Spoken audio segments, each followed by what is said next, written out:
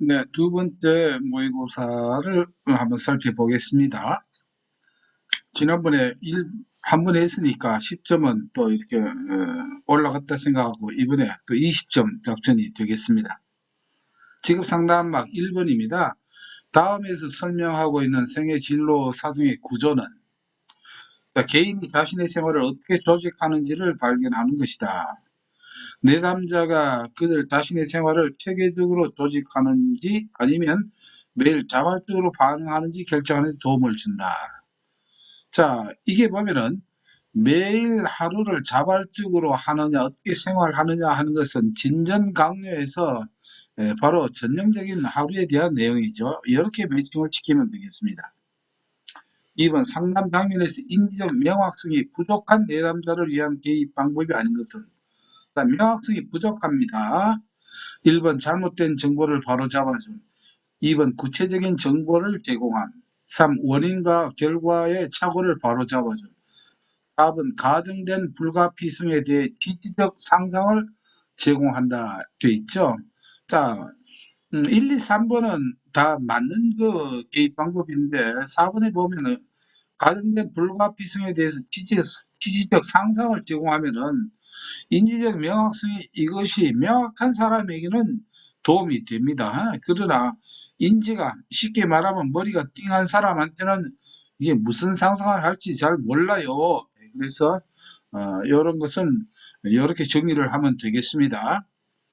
3번에 상담자가 길을 전혀 잃어버리지 않고 마치 자신이 내담자의 세계에서 경험을 하는 듯한 능력을 의미하는 상담 기법은 이걸 우리 잘 알죠.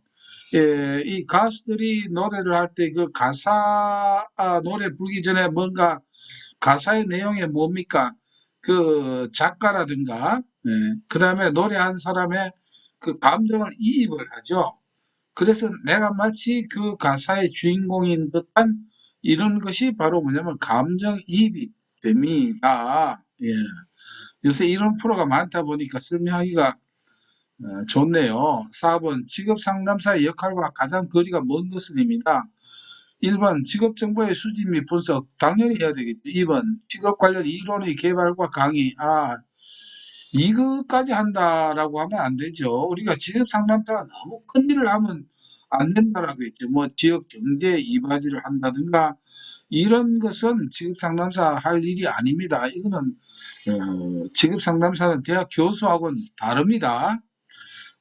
바로 나오네요. 3번 직업 관련 심리 검사 실시에 대해서 할 수 있습니다. 4번 구인 구적 직업 적응 경력 개발 등 직업 관련 상담 당연하죠. 그래서 4번으로 이렇게 이제 쉽게 그 답이 나옵니다. 그래서 문제를 풀이할 때는 너무 깊이 생각하지 마시고 항상 그 교재도 보면 초점, 키워드를 이렇게 매칭을 하는 게 도움이 됩니다. 인간 중심 상담 이론입니다. 로저스 인간 중심은 뭡니까? 인간 중심도 되고 또 뭐가 됩니까? 내담자 중심 이렇게도 표현을 하죠. 자, 조력 관계를 통해 성장을 촉진합니다. 2번 내담자 문제를 진단하여 분류한다. 예, 여기에서 딱 이 안 맞는 내용이 나오죠. 인간중심 상담 이론에는 말이죠. 진단 검사를 중시를 하지 않습니다. 꼭 필요한 경우 외에는 하지를 않습니다. 그래서 진단 이렇게 해서 검사 이렇게 하는 것은 대표적인 건 바로 특정 요인 이론에 해당이 됩니다. 3번 내담자가 자신의 깊은 감정을 깨닫게 돕는다. 내담자로 하여금 4번 존중받고 있음을 느끼게 한다.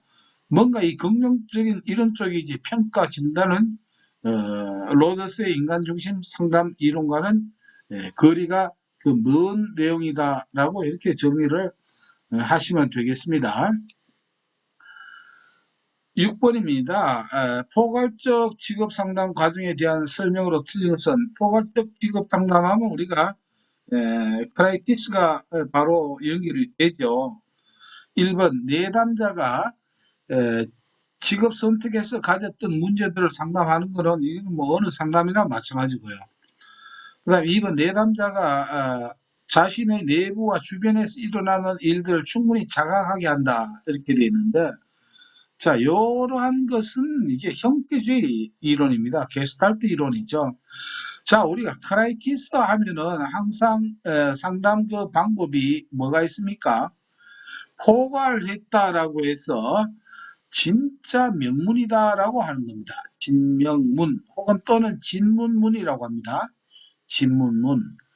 그래서 문제들을 상담을 하고 그 다음에 이 진문 이 명은 뭐냐면 왜 명문이라고도 하느냐면 이게 여기 명료화 과정이 있습니다.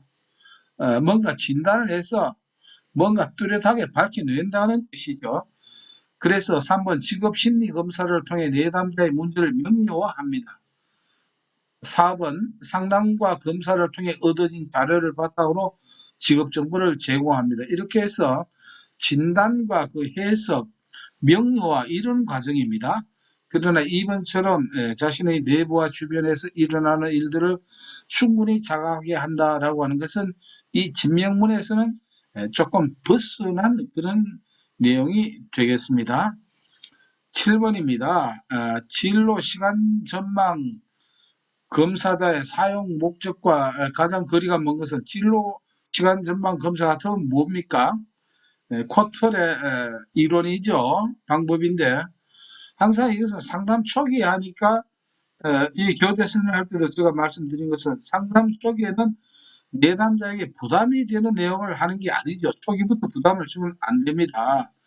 1번 봅시다. 진로 태도를 인식하기 위해 이런 것은 아닙니다. 태도, 지식, 기술 이런 쪽은 접근을 하는 게 아니라라고 하는 것입니다. 변방통이라고 해서 뭐냐면 미래 방향을 끌어내기 위하고 3번 계획에 대해 긍정적 태도를 칭찬해 주기 위해 쓰고 4번 현재 행동을 미래의 결과와 연계시키기 위한 요거 아주 변방통에 관한 초점이 이렇게 나왔죠. 연계시킨다. 이거는 통합성이 되겠죠. 그러나 이렇게 진로 태도를 인식하는 것은 이것은 아니고 정확히 말하면은 진로 인식을 높이기 위해서입니다. 그럼 태도 이런 게 나와서는 곤란합니다. 자, 8번에요. 다글리가 제시한 직업 가계도를 그릴 때 관심을 가져야 할 요인과 가장 거리가 먼 것이라고 했습니다. 자, 직업 가계도, 직업 족보 또는 제노그램이라고 하죠. 가족 구성원들의 진로 선택 형태와 방법, 내담자가 성장할 때 또래 집단 상황 다 나옵니다. 3번 가족의 경제적 기대와 압력, 뭐 이런 게 포함되는 내용이죠. 4번 볼까요? 특정 직업에 대한 가계 유전적 장애. 자, 여기서 뭐가 이상할까요? 이 가계 유전적 장애 이런 것은 의사의 하나의 그 분야입니다. 직업 상담에서 이런 걸 타치할 그 내용이 아니죠. 어쩌면 월권이 된다라고 하는 것입니다. 그래서 직업 가계라고 해서 가계 뭐 유전적 장애 이런 거 건드리면 어찌 보면은 뭐가 될까요? 사생활 침해도 될 수가 있는 것입니다. 9번 다음 중 내담자의 동기와 역할을 사정함에 있어서 자기보고법이 적합한 내담자입니다. 자기보고법은 자기 스스로 보고하는 거예요. 그렇다라고 우리가 여기서 힌트가 키워드가 나오겠죠. 자기 스스로 하려고 하면 일단 머리가 어떻게 해야 될까요? 높아야 됩니다. 그래서 이게 낮으면은 자기보고법이 잘 되질 않아요. 체크를 하는 것도 뭐 앞뒤가 안 맞고 이렇게 됩니다. 그래서 이것은 2번의 인지적 명확성이 높은 내담자에게 해당이 된다는 것입니다. 자, 10번 문제 보겠습니다. 미첼과 크럼볼츠가 제시한 진로 발달 과정의 요인에 해당하지 않는 것은 미첼 크럼볼츠 하면 사회학습 이론가죠. 사회학습 이론 크럼볼츠 전기 전기는 뭡니까? 친환경 그래서 아유 환경학과 뭐 환경학과 대세죠. 그래서 우리가 이 키워드가 뭡니까? 유환학과죠. 유환학과. 그래서 한번 봅시다. 유환 학과인데 이게 특별한 능력은 뭘까? 예, 이거 유전적 요인과 타고난 특별한 능력, 타고난 재능이니까 이게 바로 유에 해당이 된다라고 이렇게 뒤에 있는 것도 이렇게 앞에 나올 수가 있습니다. 그래서 유만 안 달고 유전만 생각하지 마시고 유전과 탁월한 특별한 능력도 여기에 들어갑니다. 그러나 사회성 기술은 여기에 들어가지 않습니다.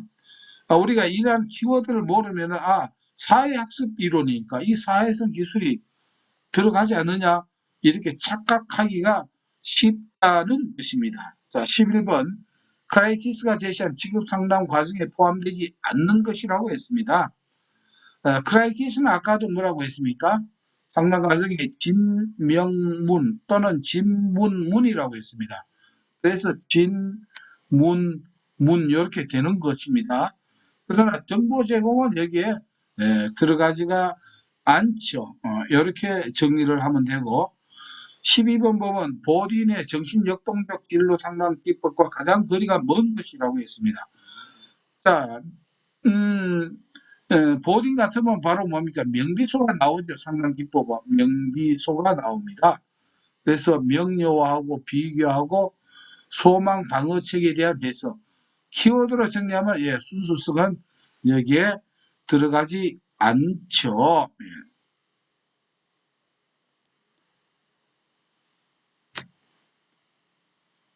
13번 문제 보겠습니다. 상담에서 비밀 보장의 예외의 원칙과 가장 거리가 먼 것입니다.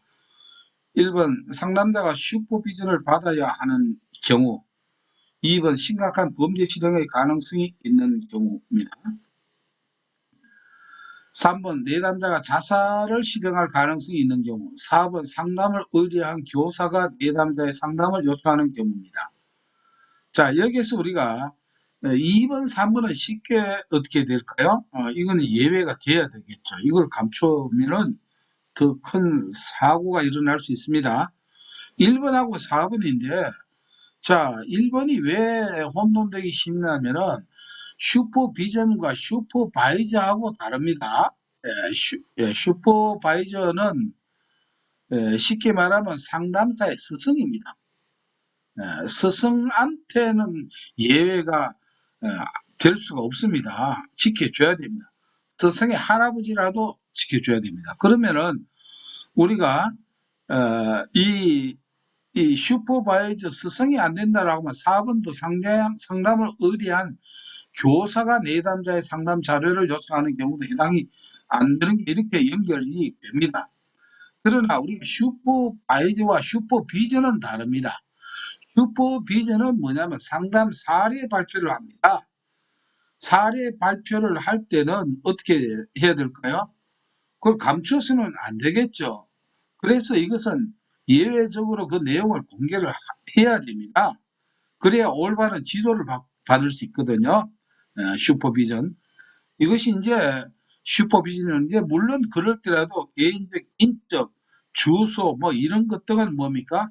땡땡으로 처리를 하는 것입니다. 그래서 이것은 예외에 해당이 됩니다. 그러나 다시 한번 말씀드리면 상담을 의뢰한 교사는 예외에 해당되지 않습니다. 상담 교사가 도대체 그 내용을 알고 싶다. 공개해서는 안 된다라고 하는 것을 정리하겠습니다. 14번 윌리엄슨의 특성요인 직업상담에서의 검사의 해석 단계에 이용할 수 있다고 제시한 상담 기법은 자, 윌리엄슨 하면 이미지 스토리가 나오죠. 보니까 불상 위에 불상이 모자를 쓰고 있고 여기에 무가 자라고 있죠. 불모무입니다. 그런데 이 윌리엄슨은 뭡니까? 상추 원예를 좋아하죠. 그래서 분종을 하니까 진짜 예쁜 상추가 자라더라 하는데 이 상추에 뭐가 다닌다고요? 벌레가 슬슬 기어다니는 벌레가 있더라라고 했습니다. 설설충입니다.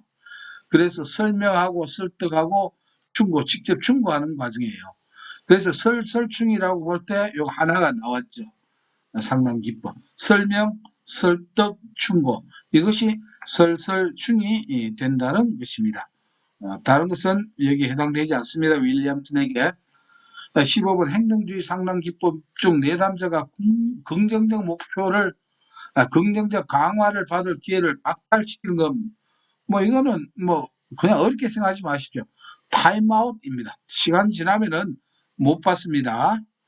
16번에 지급카드 분리에 관한 설명으로 틀린 것은, 자, 1번 내담자를 능동적으로 참여하도록 한다. 그렇죠. 2번 즉각적인 피드백을 제공을 해줍니다.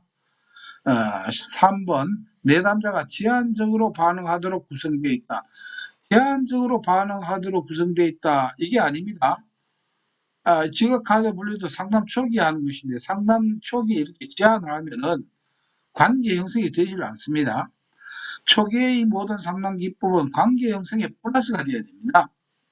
그래서 제한적이라고 하는 것은 쉽게 말하면은 카드가 뭐 70개, 90개 지급카드 있다고 하면은 너 마음에 드는 걸 2개만 뽑아 이렇게 제한을 하면 안 됩니다. 10개든 20개든 다 이렇게 제한을 하지 않고 자유롭게 선택하고 거기에 대해서 피드백을 긍정적으로 해줄 수 있는 이렇게 해야 된다는 것입니다. 4번 상담자가 내담자에 대한 의미 있는 여러 정보를 얻을 수 있다. 예, 딱 맞는 내용인데 3번 지급 분류 카드 분리에 제한적 나오면 땡입니다. 17번 다음 대화는 교류 분석 이론의 어떤 유형에 해당되는가? 1번의 교류 분석에서 이 교류의 형태가 뭐 있습니까? 처음에는 서로 도와주는 상보적 교류, 그 다음에 반대하는 교차적 교류가 있고, 또 하나는 이게 도와주는 것인지 반대하는 것이 예매한 이면적 교류 또는 암시적 교류라고 하는 게 있습니다. 암시적 교류. 갑자기 얘가 생각 안 납니다만 이렇습니다. 지금 상담자 시험에 니 50점 맞은 거 보니까 너 아주 머리가 아주 좋은 쪽에 들어가. 이건 뭐 칭찬이지 욕인지 이렇게 잘 안 되죠. 뭐 말하자면 이런 것들이 하나의 암시적 교류, 양시적 교류 뭐 이렇게 볼 수 있습니다. 자, 여기서 한번 볼까요? 철수야, 우리 눈썰매 타러 갈래? B, 나이에 맞는 행동 좀 해라. 난 그런 쓸데없는 짓으로 낭비할 시간이 없어. 반대가 바로 나오죠. 반대는 뭡니까? 크로스, 즉 교차적 교류에 해당된다는 것입니다. 자, 윌리엄슨이 18번에 또 나왔네요. 윌리엄슨의 변별 진단에서 4가지 결과에 해당되지 않는 것은 변별은 내담자를 구분하는, 분류하는 방법입니다. 4가지. 그게 바로 했죠. 아까 했던 불상이 모자를 쓰고 그 모자 위에 무가 자라고 있네. 이렇게 보면 됩니다. 불모문인데, 자, 그러면 여기 해당되지 않는 거 봅시다. 불은 어는 어리석은 선택 또는 현명하지 않은 선택입니다. 불은 불확실한 선택 또는 직업 선택에 대한 확신 부족이 됩니다. 무는 직업 무선택이죠. 그 다음에 모는 뭡니까? 모순된 선택입니다. 뭐가 모순? 흥미와 적성이 모순된 겁니다. 그러나 18번의 이 3번 정보의 부족은 윌리엄슨의 이론이 아니고 누구의 변별 진단 방법입니까? 바로 의자 정선문 할 때 본인의 이 변별 진단 방법이 되겠죠. 19번 초기 면담의 유형적 정보지향적 면담을 위한 상담 기법과 가장 거리가 먼 것은입니다. 자, 여기서 우리가 재진술이 나왔는데 우리가 상담 초기에 뭐 재진술, 명료와 뭐 감정이 이런 게 나오죠. 이런 상담 초기에 들어가는 건 전부 다 정보적 지향이 아니고 관계지향적, 정서지향적 면담입니다. 왜? 관계를 가지기 위해서 재진술을 해줍니다. 다시 맞장구를 쳐주고 이렇게 한다는 것이죠. 그러나 탐색해보고 폐쇄형 질문하거나 개방형 질문 위주로 하는 것은 이게 바로 정보지향적, 뭔가 알기 위한 그 목적을 가진 면담이 된다는 것입니다. 이렇게 할 때 이 재진술이 정보지향적 면담이 아니고 이것은 뭐다? 관계지향적 또는 정서지향적 면담 기법이 된다는 것입니다. 20번입니다. 유형이 언급한 원형들 중 환경의 요구에 조화를 이루려고 하는 적응의 원형은 환경의 조화에 이루려고 모양이 바뀝니다. 맞죠? 카멜리온처럼 이걸 우리가 페르소나, 즉 가면이라고 이렇게 익히면 되겠죠.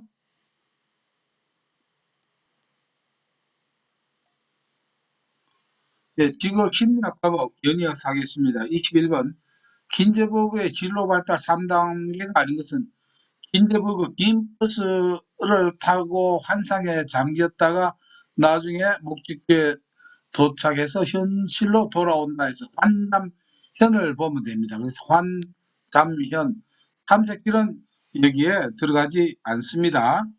22번 심리검사의 유형과 그 예를 짝으로 지은 것으로 틀린 것은 1번 직업 흥미검사 VPI, 성격검사 CPI, 직업 가치검사 MIQ 이렇게 쭉 나왔는데 여기서 직업 적성 검사는 GATB죠. 일반 직업 적성 검사에서 GATB입니다. 자, 뭐 AGCT 이거 뭔지 몰라도 좋습니다. 그리고 나오면 이 문제는 꼭 이렇게 나오니까 이 AGCT는 이게 직업 적성 검사가 아니다. 또는 세 개를 확실하게 알든가 아니면 직업 적성 검사는 GATB라고 하더라. 이렇게 알아도 되겠죠. 23번 반문 신뢰도를 추정하는 방법과 가장 거리가 먼 것은 반문 신뢰도 하면은 전기짝이죠. 예, 전기 짝으로 나눈다. 앞쪽을 나누던 전기를 짝으로 나눈다. 전기로 가지고 딱 다른다. 이게 반분하는 방법입니다. 그래서 전기 짝은 내는데 사후양분법 없습니다. 사후양분법은. 그 다음에 24번에 직무 스트레스 매개 변인으로 개인 속성에 해당하는 것은 이십니다. 우리가 직무 스트레스 이론에 보면은 출제가 일단 크게 두 가지 봅니다. 스트레스 원이 있습니다. 스트레스 원. 즉 스트레스를 발생시키는 원인 있고 스트레스가 발생을 했을 때 이걸 뭔가 그냥 놔두면 되지 않죠. 그래서 각각마다 이게 해결하는 방법이 있습니다. 조절하는 방법, 이게 바로 매개 변인입니다. 이 매개 변인은 크게 세 가지가 나눠지는데 크게는 참 두 가지 나눠죠. 개인적 요인이 있고 그 다음에 외부적 사회적 요인이 있습니다. 개인적 요인이 바로 AB 성격 유형에 따라 됩니다. A형은 급하고 많이 받고 그 다음에 또 하나 통제 소재입니다. 통제 소재. 통제 소재라고 하는 것은 내 탓을 하느냐, 내적 통제를 하느냐, 외적 통제를 하느냐, 남 탓하느냐, 내 탓하느냐. 이것이 통제 소재가 바로 스트레스 조절 변인이 됩니다. 사회적 매개 변인은 친구들이라든가 가족들의 격려 지원 이런 것들은 외적으로 조절해주는 역할을 하겠죠. 그래서 1번 통제 소재가 매개 변화로 이게 개인 속성이고 사회적 지원은 외적 그 속성에 들어간다. 이렇게 한번 정리를 해드리겠습니다. 역할 과부하, 역할 모호성, 4번의 조직 풍토는 조절 요인이 아니고 스트레스 발생 원인이 됩니다. 스트레스 원인이 됩니다. 25번 직무 분석 자료의 특성과 가장 거리가 먼 것은 직무 분석 자료는 사실 그대로를 반영하여야 한다. 2번 직무 분석 자료는 가공하지 않은 원상태의 자료이어야 한다. 네, 그렇죠. 3번 직무 분석 자료는 과거 나오면 딱 이게 땡으로 걸립니다. 항상 이 직업 정보라든가 이런 건 과거는 땡입니다. 현재 정보를 모두 활용해야 되지. 과거가 나오면은 안 됩니다. 과거에 무슨 그 근무자한테 물어본다. 이런 것도 직무 분석 자료라든가 직업 정보에서는 맞지 않는 내용이 됩니다. 4번 직무 분석 자료는 논리적으로 체계화해야 된다. 뭐 당연한 말이고 이래서 3번으로 이렇게 쭉 나왔습니다. 26번 답은 홀랜드의 6가지 성격 유형 중 무엇에 해당하는가 볼까요? 다른 사람과 함께 일하거나 다른 사람과 함께 일하거나 다른 사람을 돕는 것 하면은 바로 나와야죠. 뭡니까? 사회형이죠. 사회형. 도구와 기계를 포함하는 질서 정연하고 조직적인 활동 이게 현실형의 반대가 돼. 이걸 싫어하니까. 그러면 우리가 육각형 보면 리아색 이게 반대죠. 반대. 사회형과 현실형 반대니까 더더욱 사형이 맞다. 뭐 이런 게 됩니다. 그래서 이것은 사회적 유형이다 라고 하는 것을 우리가 알 수 있습니다.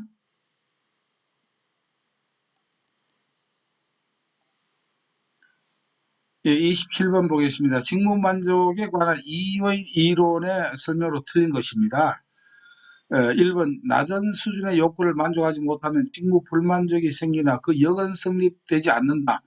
예, 맞습니다. 여기서 주의할 건 이 문제는 나오는 패턴이 뻔하기 때문에 한번 볼게요.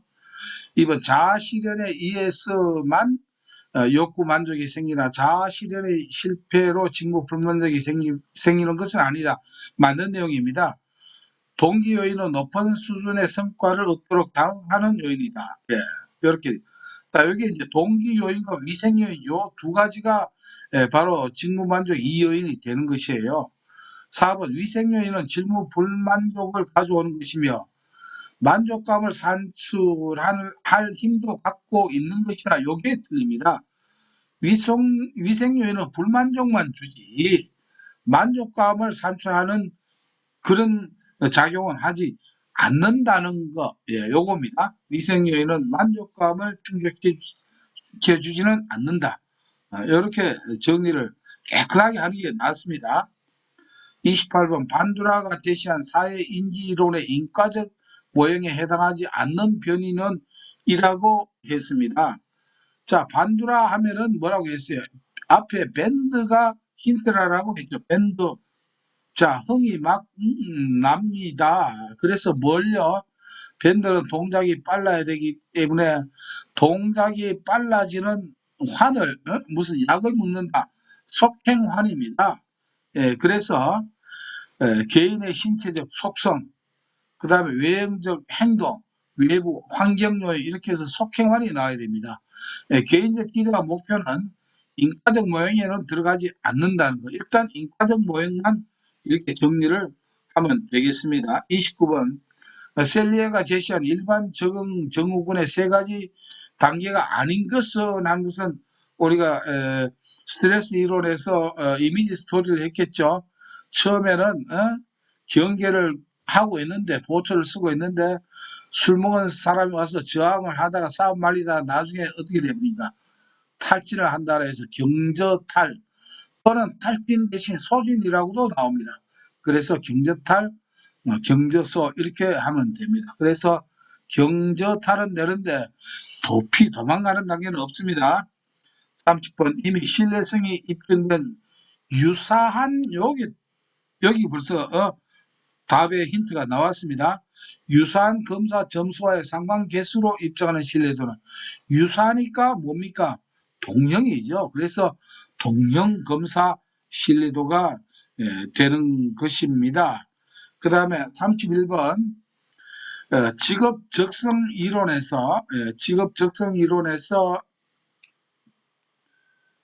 개인의 가치와 작업 환경의 강화 인간의 조화를 측정하는데 사용되는 검사는 자 여기에서는 이 뭐 여러 가지 뭐 이렇게 쭉 나와 있는데요. 아셔야 될 건 가치가 나오면은 어때요? 가치는 중요한 겁니다. 그래서 직업 중요도 검사 가치 이꼴 중요도로 항상 이 문제를 이렇게 연결시키면 됩니다. 32번입니다. 다음은 어떤 경력 개발 프로그램 개발 과정에 해당하는가 되어 있습니다. 특정 경력 개발 프로그램을 대규모로 적용하기 전에 소규모 집단에 시범이 나오면 바로 나와야 돼요. 뭐 볼 것도 없어요. 뒤에 실시하는 과정. 시범은 바로 파일럿입니다. 예, 그래서 파일럿 연구가 되는 것입니다.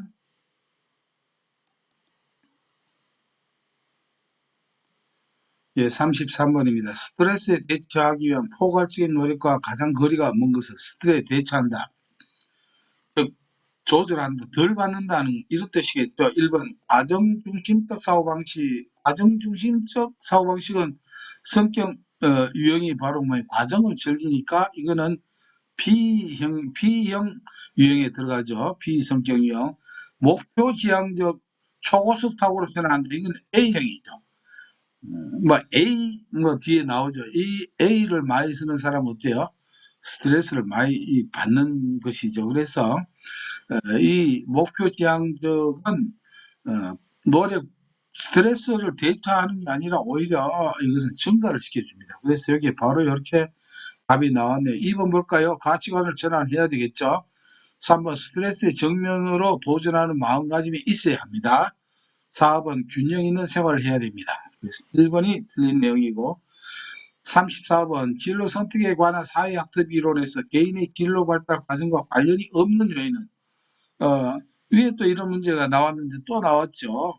자, 우리가 이것은 바로 사회학습 이론은 유한학과죠. 유한학과니까 한번 봅시다. 이번엔 여기 특별한 능력이 나왔네요. 유전력과 특별한 능력, 환경 조건과 상하권, 학습 경험 나오는데 인간관계 기술은 없습니다. 과제 접근 기술인데 이게 대신 나왔으니까 4번이 틀린 내용이 되겠습니다.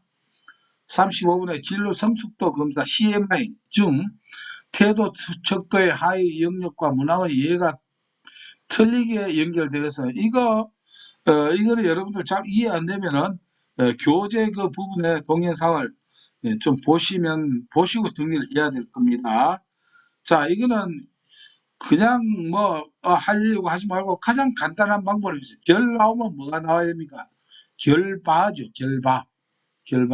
그러면 결정성이 맞느냐 틀리느냐는 바자가 나옵니까 안 나옵니까? 바꾸고 있다. 이건 맞는 내용이네요. 그래 관여도 할 때는 우리가 관은 이게 참여도와 같은 말입니다. 관여도 참여도. 그래서 참신이라고 했거든요. 그러면 신경을 쓴다 안 쓴다가 나와야 됩니다. 신경이 나왔네요. 그 다음에 타는 뭐가 나와야 됩니까? 타시에 간다. 다른 도시에 간다. 타시가 나와야 됩니다. 타협성 나는 부모님이 정해주는 직업을 선택한다. 이게 틀렸네요. 부모님이 정해주는 부자가 나오는 건 독부죠. 독부. 예. 독립성입니다. 그래서 이게 틀렸습니다. 지향성은 뭡니까? 이게 지향성이라고 하고 성향이라고 하죠. 성무입니다. 성공한 무인이 됐다. 그래서 무가 나와야 됩니다. 무엇인지에 대해 생각한 바가 거의 없다. 요게 3번이 타협성은 시가 나오는가 아니면은 부가 나오면 이게 뭐가 나와야 됩니까? 독립성이 나와야 됩니다. 36번입니다. 특성 요인 이론의 기본적인 가정이 아닌 것입니다. 요런 문제는 말이죠. 함정 문제로 와요. 함정. 까딱하면 빠집니다. 1번 볼까요? 인간은 신뢰롭고 타당하게 측정할 수 없는이 함정이 나왔네요. 있는 독특한 특성을 지니고 있지 없다 하면은 뭐 특성 요인이라고 할 수가 없잖아요. 그래서 바로 답이 나왔습니다. 나머지는 읽어보시면 되는 내용이고요. 37번입니다. 웨슬러 지능검사에서 결정적 지능과 관련이 있는 소검사. 여러분들 결정적 지능하고 뭐 이렇게 다 알려고 하실 필요가 없습니다. 결정을 하니까 뭡니까? 이 단순한 게 아니죠. 자, 봅시다. 이의 공통성이 바로 결정적 지능이죠. 예. 결정적 지능이 있고 무슨 지능이 있습니까? 유동성 지능이 있죠. 기억력 뭐 풀고 이렇게 하는 건 유동성 지능입니다. 이건 나이가 들수록 줄어듭니다. 그러나 결정적 지능은 이해의 공통성, 판단력 이런 건데 이것은 어때요? 관리만 잘하면 나이가 먹을수록 더 발전하는 지능이 결정적 지능이라고 이렇게 정리를 하면 되겠습니다. 38번 내담자의 적성과 흥미 또는 성격이 직업적 요구와 달라 생긴 직업 적응 문제를 해결하는 데 가장 적합한 방법. 자, 직장에 다니는 사람이 적성도 안 맞아요. 흥미도 안 맞아요. 성격도 안 맞다. 여러분들 만약에 자격증 없다고 이런 내담자를 상담을 한다라고 하면요. 어째 달려서 그 직장에 계속 근무하게 하다가는 이 사람 죽을 수도 있습니다. 이렇게 두 가지만 맞아도 힘든데 세 가지 안 맞으면 얼마나 힘이 들겠습니까? 이때는 빨리 직업 전환 해 주는 게 상책이다. 이렇게 결론을 내겠습니다.